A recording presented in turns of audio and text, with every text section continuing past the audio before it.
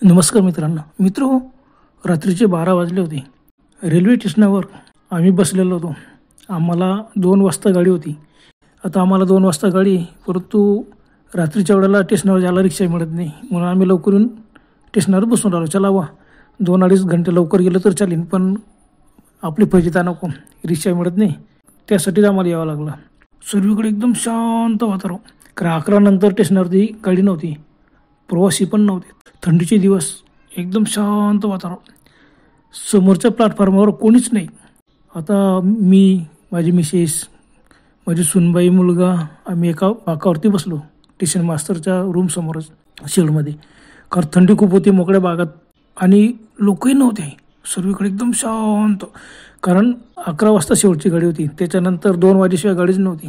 तुरळक कसे काही लोक आलेले होते आणि 2च्या गाडीला काही गर्दी वगैरे काहीच नसते, सर्व सुमसाम शांत वातावरण असतं. गाडीला गर्दी नसल्यामुळे आम्ही 2च्या गाडीने गावाला जात होतो. एका बाकावर सर्व आम्ही बसलेलो. 2-2, 4-4 लोक काही प्रवासी होते, ते पण वेगवेगळ्या बाकावर बसले होते, कोणी झोपून गेलेले होते. थंडी खूप पडलेली होती. परंतु आमची नातबाई होती 3 वर्षाची, ती मात्र तिला झोपायला लागत नव्हती. प्लॅटफॉर्मवर इकडे तिकडे फिरत होती, उड्या मारत होती, मोठमोठ्याने आरडाओरड करत होती. आम्ही तिला खूप सांगितलं की बघ बुवा येईल, तुला पकडून घेऊन जाईल, पण ती कशी ऐकते. तिचं खेळणं चालूच होतं आणि मला मग तिला सांभाळण्यासाठी मी तिच्या मागे मागे फिरत होतो. खेळता खेळता काय झालं, ती बराच असं लांब जायला लागली. आता प्लॅटफॉर्म खूप मोठा होता, पुढच्या साईडला आली. तिच्या मागे जाण्याशिवाय मला गत्यंतर नव्हतं आणि ती ऐकून घ्यायलाही तयार नव्हती. लहान बाळ जाऊ द्या, मी तिला खेळत होतो, तिच्या मागे मागे चालत, ती जिकडे जाईल तिकडे, फक्त रुळाकडे जाणार नाही एवढी फक्त मी काळजी घेत होतो. थोडंसं बरंच पुढे आलो, एकदम शांत वातावरण, प्लॅटफॉर्मवर एकदम सुना, कोणीच नाही त्या प्लॅटफॉर्मवरती. तिला इतका आनंदच होता, ती मोठमोठ्या आरोड्या मारत खेळत होती. खेळता खेळता काय झालं, ती एकदम थांबली आणि म्हणाली, बाबा बाबा माझ्या पायाला का चिटकलं. मी बघितलं तिच्या पायाला भाताची कणं चिटकलेलं होती. अरे इथं भात कसं काय, इकडे तिकडे पाहिलं प्लॅटफॉर्मवर बऱ्याच ठिकाणी असं भात पडलेला होता. बापरे काय करायचं. मग मी तिच्या पायातला भात वगैरे काढला, भाताची कणे पडलेले, कोणीतरी जेवण केलं असेल आणि भात फेकून दिला. काय माणसं असतात, डस्टबिनमध्ये टाकायचे काय. मग मी 2-4 कणे जेवढे दिसले मला तेवढे उचलले आणि थोडंसं पुढे चालत गेलो आणि डस्टबिनमध्ये टाकून दिलं. माझ्या मागे ती पडत आली, ती म्हणायची, बाबा मला टाकायचं होतं, उघडा ती झाकण, मला टाकायचं डस्टबिनमध्ये. अरे आता ते डस्टबिनमध्ये टाकले गेल्यावर काय करायचं. मी तिला पुन्हा घेऊन बाजूला आलो, पुढे आलो तर तिथं पुन्हा खूप भाताचे कण दिसले. अरे हे भात कोणी असं इकडे तिकडे असं विखुरल्यासारखा फेकलेला होता, काय माणसं असतात. मग मी विचार केला, नाही चला उचला. मग मी परत, कारण खेळतीच्या पायाला लागतो, माझ्या पायाला लागत होता, मग मी ते भाताचे कणे उचलले. तिने म्हटलं नाही माझ्या हातात द्या, मी टाकते. बरं तिच्या हातात दिलं. तेवढ्यात काय झालं, आम्ही बरंच दूर अंतर आल्यामुळे आमच्या मिसेस आमच्यापर्यंत चालत आल्या आणि त्यानं काय चालू आहे. मी सांगितलं हे ऐकत नाही, बघा हे भाताचे कणे ना ते डस्टबिनमध्ये टाकायचे. मग मिसेस मला ठीक आहे चाल. मग ते कुठे डस्टबिन आहे, ती का समोर आहे डस्टबिन. मिसेसने आमच्या नातबाईला सोबत घेतलं, चला मी टाकून येते. तोपर्यंत मी विचार केला आजूबाजूला भरपूर भाताचे कण पडलेले, सर्व उचलून घ्या, तेवढंच प्लॅटफॉर्ममध्ये साफ होईल. आणि हे लहान बाळ खेळतोय, तिचं पायाला लागेन, आपल्या पायाला लागेन. मग मी ते विचारायला सुरुवात केली. एकदम माझं लक्ष गेलं, अरे किती दूर गेले, इकडे तिकडे पाहिलं कुठेच नव्हतं. बापरे, समोरच्या प्लॅटफॉर्माकडे तर सुमसाम शांत होतं, तिथे कोणी नव्हतं. या प्लॅटफॉर्मवर कोणी, रात्रीची वेळ आता 12:15 साडेबारा होऊन गेले असतील. आणि माझे एकदम लक्ष गेलं की बरंच दूर अंतरावरती काय होतं ते. मला बघता बरोबर माझ्या पायाखालच्या जमिनीत सरकले. बापरे, आमचे मिसेस आणि पांढरा सफेद आकाराचे एक बाई असा आकार दिसला. ते दोघं झटापट करत होते आणि बाजूला आमचे नातबाई मोठमोठ्याने ओरडते. माझ्या तर पायाखालची जमिनीत सरकली. मी लगेच पळालो, हातातले भात घेतलं तर समोर डस्टबिन दिसले, पटकन डस्टबिनमध्ये टाकले आणि पळत गेलो. एवढं लांब कसं काय येऊन गेले, पळत गेलो. बघतो तर एक पांढरा सफेद आकाराची बाई होती, साडी नेसलेली, डोळे लाल भडक चमकत होते आणि पांढरा सफेद आकाराने एकदम पारदर्शी. बापरे काय, बापरे भुताटके. मी गेलो आणि तिने माझ्या मिसेसचे दोन्ही हात पकडले, त्यांनी झटापट करत होती, खेचत आणि ती प्लॅटफॉर्मच्या खाली रुळावरती तिला ओढण्याचा प्रयत्न करत होती. माझ्या जेव्हा धडकीच भरली. मी गेलो, मिसेसला पकडण्याचा प्रयत्न केला, पण माझ्या हात त्यांना लागतच नव्हता. त्या बाईला पकडण्याचा प्रयत्न केला मी, त्या बाईच्या दोघांचे हात पकडायचे आणि तो एकदम सोडायचं, पण काय कोणास ठाऊक, मी हात जितकं पुढे करण्याचा प्रयत्न करायचे ना, हात त्यांना लागतच नव्हता. माझे हात असे दूर दूर फेकले आहेत ते जसं काही पूर्ण असं वलय तयार होऊन गेलेलं आहे त्याच्याभोवती. आणि त्या बाईचा आकार म्हणजे एकदम पांढरं सफेद काचेसारखं चमकती, ती मस्त धुरकट आणि पारदर्शी दिसते. कपडे वगैरे काही मध्ये दिसत नाही, फक्त साडी वगैरेचा आकार दिसतोय. म्हणजे निगेटिव्ह फिल्म आपण बघतो ना, बिलकुल तसं निगेटिव्ह, पण आकार मोठा होता.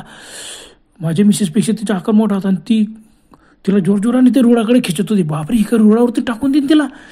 मी खूप प्रयत्न करतोय, ती मात्र सोडा तयार नव्हती. पण ती गरगर अशी प्लॅटफॉर्मवरतीच फिरायला लागून गेले.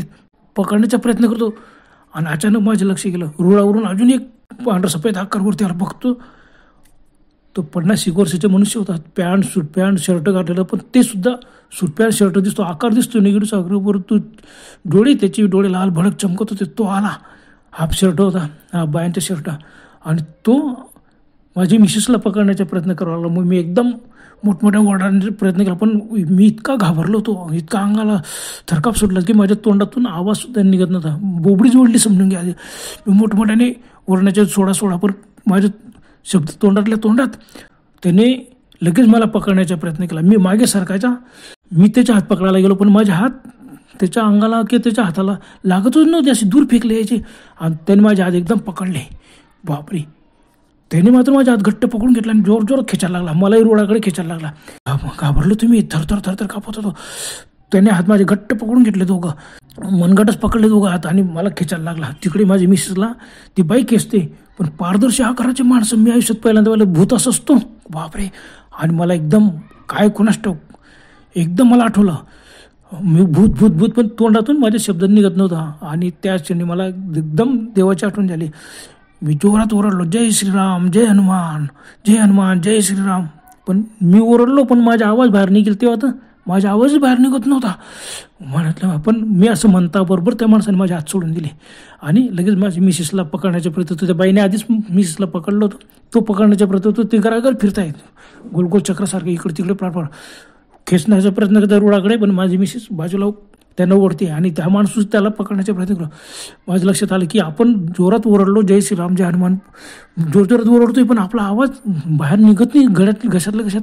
पण काही असो, मी आपण देवाचं नाव घेतल्याबरोबर त्याने आपले हात सोडून दिले आणि ते मिसेसला पकडून रुळाकडे ओढण्याचा प्रयत्न करू लागला. त्या माणसाने बी मिसेसचा हात पकडून घेतला आणि ओढतोय. आणि त्याच वेळी मी विचार केला की नाही, मनातल्या मनात कसे ना पण म्हणा. मग मी डायरेक्ट जोराने म्हणू लागलो, मारुती स्तोत्र म्हणायला सुरुवात केली. मारुती स्तोत्र म्हणतोय आणि मी रूळ आणि प्लॅटफॉर्म होता ना, त्याच्या प्लॅटफॉर्मच्या कोपऱ्यावरती रुळाजवळ गेलो की बुवा हे ओढत तिला रुळाकडे मिसेसला नेणार नाही म्हणून मी तिथं उभं राहून त्यांना पकडण्याच्या पद्धती अगदी एखादं चक्र फिरतो बोऱ्यासारखे, अशी गरागर फिरतो, जसे काही एक फुगडी खेळताय मिसेस आणि ती बाई. पण मी असं म्हणता बरोबर त्या माणसाने आमच्या मिसेसचा हात सोडून दिला आणि मला पकडण्याचा प्रयत्न केला. पण माझ्या मनातल्या मनात का असे ना जोरजोराने म्हणायला लागलो. मारुती स्तोत्र म्हणता माझं मारुती स्तोत्र संपलं, पण तरी ते सोडायला थोडंच नव्हते. पण मला बी त्यांना पकडतात नाही, मी खूप प्रयत्न करायचे त्यांचे, पण माझे हात त्यांचं जसं काही त्यांच्या भोवती असं वलय तयार झालं काहीतरी काचेचं, आणि तिथून माझ्या हाताशी जाताच एकदम बाजूला फेकले यायचे, पकडता बी यायचे नाही. काय करायचं. मग परत मला आठवलं, नाही हनुमान चालीसा म्हणा. मी हनुमान चालीसा म्हणायला सुरुवात केली. हनुमान चालीसा म्हणायला सुरुवात केली. मनातल्या मनात खूप प्रयत्न करतोय, जोरजोराने ओरडण्याच्या, मोठमोठ्याने म्हणायच्या, परंतु माझ्या तोंडातून शब्द बाहेर निघत नव्हते. पण मनातल्या मनात कसे म्हणा. आणि त्यांना पकडण्याचा पण प्रयत्न केला.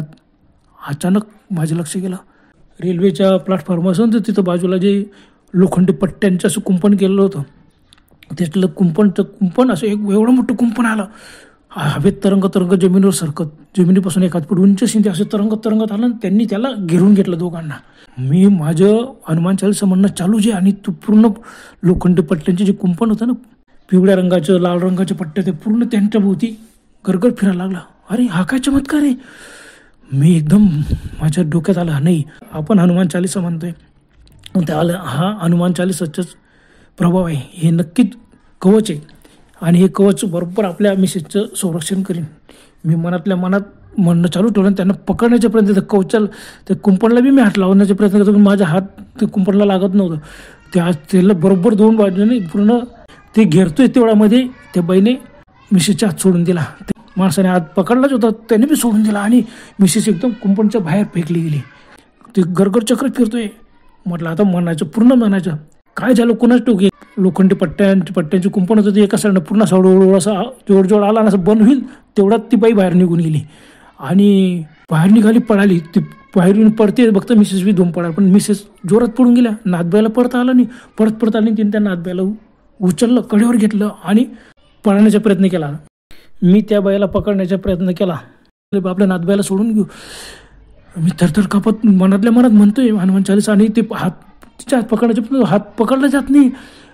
आणि अचानक आश्चर्य घडलं की ते जे त्या माणसाला जे कुंपणाने असं घेरलं होतं ना, ते कुंपण एकदम इथं आलं आणि त्यांनी त्या बाईला एकदम पकडलं. ते बाई पण आणि मनुष्याला पूर्ण कुंपणच्या आत सापडले. लोखंडी पट्ट्यांचं मोठं रिंग तयार झाले आणि त्याच्यामध्ये ती रिंग घर फिरते. मी हनुमान चालीसा माझी म्हणणं बंद केलंच नाही, मनातल्या मनात म्हणतच होतो. आणि ते कुंपणाला प्रयत्न केला, पण कुंपण इतकं वेगाने फिरत होतं की मला ते धरता आणि माझ्या हात त्याला तिथपर्यंत जातच नव्हते, असे दूरच हात फेकले असे. मी प्रयत्न केला की बा आपल्या नाथबाईला तरी सोडू. नाथबाई त्या बाईच्या कडेवर होती आणि डोळीस पूर्व मोठमोठ्या ओरडत होती ती. आता काय करा, मनातल्या मनात जोराने हनुमान चालीसा म्हणाला आणि हनुमान चालीसा म्हणता ते लोखंडी कुंपण सरकं अगदी लहान झालं. ते दोघं तिच्यात अटकले आणि ते मोठमोठ्याने मग ओरडायला लागले. ते असे कोणत्या प्रकारची भूत होती, संपूर्ण शरीर असं निगेटिव्ह सारखं पारदर्शक आणि काचेसारखं चमकत होतं आणि लाल डोळे तेवढे मोठमोठे. त्यांनी किमचाड्या मारायला सुरुवात केली, मोठमोठे आवाज, भेसूर आवाज. तशी परिस्थिती मी हनुमान चालीसा म्हणतात इकडे तिकडे पाहिलं प्लॅटफॉर्म, अरे कोणी झालं नाही आपल्याला सोडायला. आमच्या मिसेस तर तिकडे जीव घेऊन पडालेला होता. ते तिकडे बघितलं कोणीच नाही, समोरच्या प्लॅटफॉर्मवर कोणीच नव्हतं, शांत प्लॅटफॉर्म. आणि फार दूर अंतरावरती लोक वाकावरती एक दोन बसले दिसले, पण त्यांना ही एवढं लांबचं काय दिसणार आहे. स्टेशन मास्टरच्या रूम समोर वाकार काही लोक बसले होते. आमची मिसेस तिकडे पडत जाताना मला दिसली. लोकांना सांगेन त्या लोक पडत येतील. मी लगेच इकडे बघितलं होते, ते रिंगण फिरतच होतं. आणि मी हनुमान चालीसा आता संपण्यात आली. आता हनुमान चालीसा संपता बरोबर ते एकदम जे कुंपण होतं लोखंडी, ते खळाळ दिशे आवाज आला लोखंडा जोरात, एकमेकांना जे काही रेल्वेचे डबे आदळावत तसे. आणि एकदम चिप झाल्यावर त्या माणसाची भूत आणि त्या बाईचं भूत एकदम मोठ्याने किंचाळी मारली. मी पाहतो तो थरथर कापायला लागला. आणि त्या जोड्याला एकदम मला अरे त्या बाईने आपल्या नाथबाईला कडेवर धरलेलं होतं. मग ती नाथबाई कुठे गेली? मी इकडे तिकडे पाहिलं, कुंपणच्या बाहेर पडली का मध्ये का नाथबाईचं काय झालं? माझ्या मनात अशी धडकी भरली, असं वाटलं की मला या दुसऱ्या क्षणी माझे हृदय बंद पडेल का काय. एकदम अंगाला घाम सुटला, थरथर कापत मी पाहत होतो आणि पाहिलं इकडे तिकडे नाथबाई कुठेच नाही. अरे ते कुंपण एकदम चिप झालं आणि स्थिर उभं होतं, एकदम असं एकमेकावर चिटकून. गोल रिंग होती त्याची, असे लांबट असा पट्टा होऊन गेला आणि त्याच्यात ते चिप होते आणि ते दोघं धडपड करतात ज्यातून असं दिसत होतं. अरे पण नाथबाई कुठे गेली? बापरे, माझ्या पायाखालची जमीनच सरकली आणि एकदम धडकी भरली. असं वाटलं की बापरे आता काय झालं, कुठे गेली नाथबाई? आजूबाजूला तर काही नाही. नाथबाई बी त्यांच्यासोबत चिप झाली का काय? आणि ते दृश्य बघतात मी धाड दिशे खाली कोसळलो. जमिनीवर प्लॅटफॉर्म पडतावर असं वर मान करून बघितलं, ते कुंपण तसंच, नाथबाई दिसलीच नाही. कुठे गेली नाथबाई? आणि त्या क्षणी मला एकदम डोळ्यापुढे भोवणी आली आणि एकदम जाग आली. अरे मी तर झोपलेलो, ते उठून बसलो. अरे आपल्याला असं भयानक स्वप्न पडलं का? आता आपला पण जीव गेला ना, आपण मेलेलो आहे. आपण उठून बसलो. पण मी इकडे तिकडे नजर टाकली, घरात लाईट चालू होती, 0 लाईट. मी घरात झोपलेलो होतो. बापरे काय करायचं? दूर मोबाईल ठेवला तर उठलो, मोबाईल बघितलं 5 वाजलेले होते. मग आता हे स्वप्न का काय? आता आपण बघतोय हे स्वप्न होतं का अगोदरचं स्वप्न होतं? खरं काय? कुठे गेली आपली नाथबाई? थोड्यात 5चं टोल पडले घड्याळात आणि त्या क्षणी दुसऱ्या रूममधून नाथबाईचा रडण्याचा आवाज आला. मला एकदम धीरसा वाटला. अरे बापरे, म्हणजे आता आपण जे बघतोय ते स्वप्न नाही, अगोदर जे पडलं रेल्वे स्टेशनावरचं ते रेल्वे स्टेशन ते स्वप्न होतं. मला एकदम वाटलं अरे आपण तर कुठे गेलोच नव्हतो. मग नाही, हे स्वप्नच होतं. बापरे. आणि मला आनंद पण झाला की नाही आपली नाथबाई सुरक्षित, इथे काही हो भूतांचा. आणि मला एकदम आनंद झाला. आणि खरंच मी देवाचे आभार मानले. काही असो स्वप्नात का असेना, पण हनुमंतराया जय श्रीराम म्हटलं, जय श्रीराम जय हनुमान असं म्हटलं. हनुमंतरायांचं मारुती स्तोत्र हनुमान चालीसा मी पूर्ण म्हटली, स्वप्नात का असेना. आणि आपली नाथबाई एकदम सुरक्षित आहे हे स्वप्न होतं. याचा मला खूप आनंद झाला. आणि पण बघतो माझ्याचे दिवस आणि संपूर्ण अंग घामेघूम झालेलं होतं.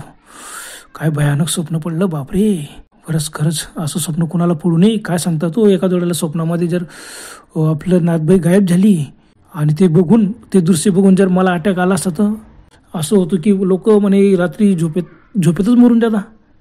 कसं काय झोपेत मरता? त्यांना असे काही भयानक स्वप्न तर पडत नसतील, काय सांगता येत नाही रे बाबा. खरंच असं स्वप्न खरंच कुणाला पडायला नको. मित्र, हे माझ्या बाबतीत घडलेली घटना नाही, माझ्या एका मित्राला पडलेलं स्वप्न आहे. त्याने मला हे सर्व सांगितलं, तेच मी त्याच्याच भाषेत मी आपणाला सांगितलं. आपणाला पण असं काही खतरनाक आणि भयानक स्वप्न पडलं आहे का? स्वप्न तर आपल्याला समजत नाही स्वप्न का काय, पण असं भयानक स्वप्न पडलं तर खरंच झोपेतून लोक डायरेक्ट मरून जातात. याला हे तर एक कारण नसेल, सांगता येत नाही. मित्र, आपल्याला असे खरंच स्वप्न पडलेले आहेत का? मला याच्यापेक्षा भयानक स्वप्न पडलेले आहेत, पण नशीब की माझे काही अटॅक वगैरे काही मला आलेलं नाही. काढायला असे स्वप्न जे मला पडलेले आहेत ते सुद्धा मी आपल्याला पुढच्या कथेमध्ये नक्कीच सांगेल. बरं तर मित्रांनो, आजपुरतं एवढंच. पुन्हा भेटूया लवकरच. तोपर्यंत गुड बाय.